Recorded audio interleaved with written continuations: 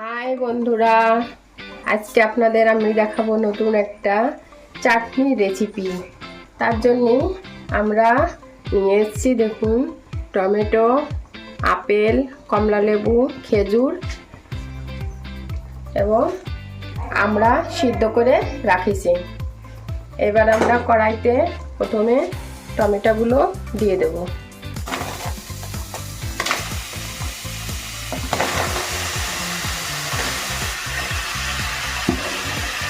দিয়ে একটু লবণ দেব,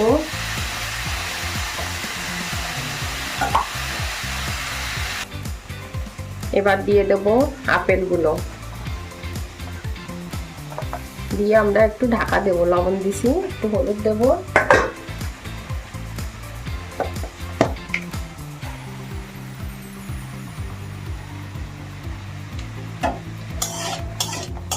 দিয়ে এবার একটু আমরা ঢাকা দিয়ে রাখবো এটাকে, টমেটোটা একটু নরম হয়ে যায়।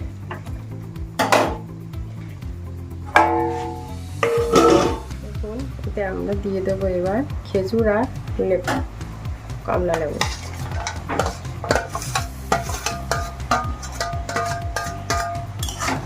দিয়ে একটু কিশমিশ, আমরা আজকে মিশ্রি দিয়ে চাটনিটা করবো, এই কিশমিশ আর মিশ্রি দিয়ে দেবো।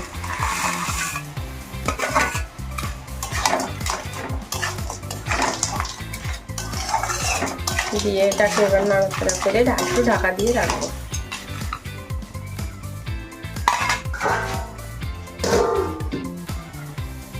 এখন আমাদের টমেটোগুলো এরকম পর্যায়ে জল ছেড়ে দিয়েছে, আমরা আরেকবার ঢাকা দিয়ে রেখে দেব।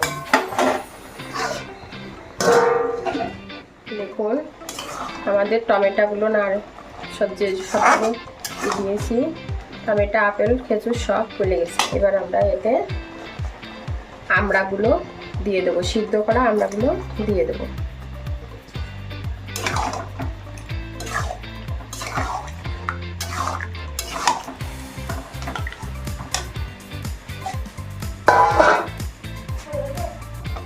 দেখুন, চাটনিটা আমাদের কি সুন্দর ফুটে উঠেছে।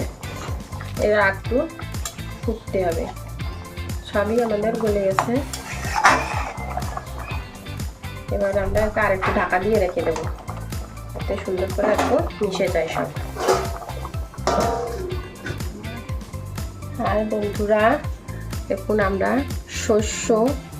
শস্য বেটে শস্য একটু ঝাল দিয়ে বাটে সেঁকে নিছি, এই যে সেই জলটা। এর ভিতর আমরা এবার দিয়ে দেব 1 চামচ মতন, না 1 চামচ একটু ময়দা।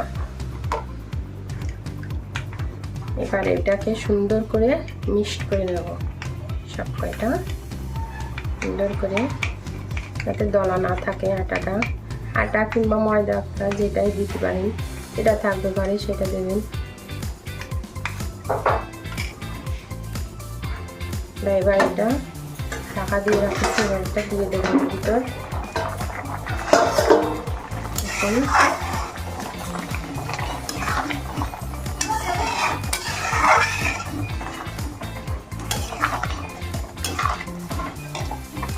এটা দেবো আর নাড়বো।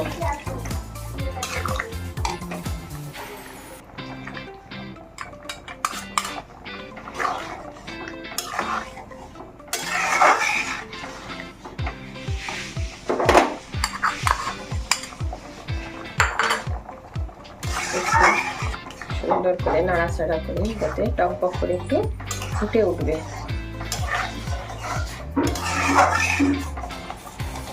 একটু ফুটে এবার দিয়ে দিলাম তেল,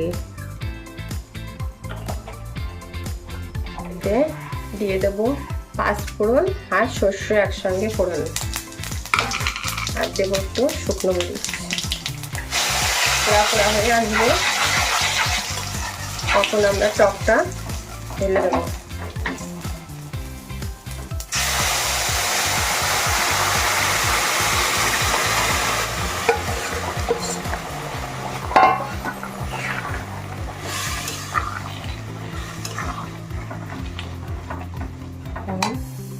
এবার আমরা এতে দিয়ে দেবো একটু ভাজা গুঁড়ো।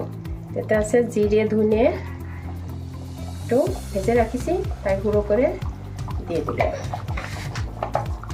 আর একটু দিয়ে দেবো গরম মশলার গুঁড়ো। আমাদের হাতের কাছে যে ফলগুলো থাকবে আমরাও তাই দিয়েছি, আপনারা যা থাকবে তাই দিয়ে রান্না করে খেয়ে দেখবেন। খুবই সুস্বাদু চাটনিটা রেডি হয়ে গেছে আমাদের চাটনি। আমরা এবার এটা নামাই নেব। দেখুন আমাদের চাটনি তৈরি। দেখুন আমাদের চাটনি কমপ্লিট হয়ে গেছে।